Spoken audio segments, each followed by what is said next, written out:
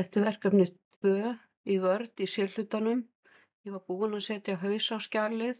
Nú ætla ég að raða löndunum í stafrófsröð og setja þau hér í blokk, dreg hérna yfir og fer í A til Z hérna hómflipa röðun.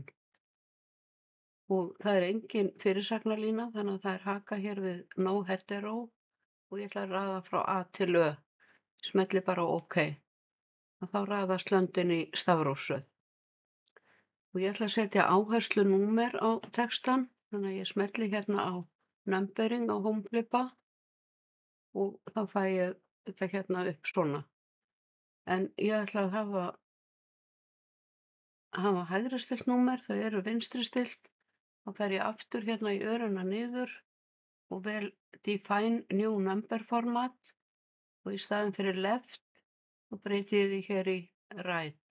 Þá sjáu þið hvernig nýjan kemur hérna yfir núllið og svo framvegis.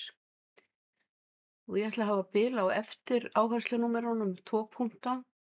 Þá fer ég hérna í paragraf og það er ágætt að taka hakið af hérna því það vill oft gleymast af því að við þurfum að skrifa hérna 2 punkta. Ef ég gleymi að taka hakið af þá kemur bara bil á eftir síðasta landinu og OK. Og þá kemur þetta svona. Þau sem að komin og þá er þetta svona og ég ætla að vista.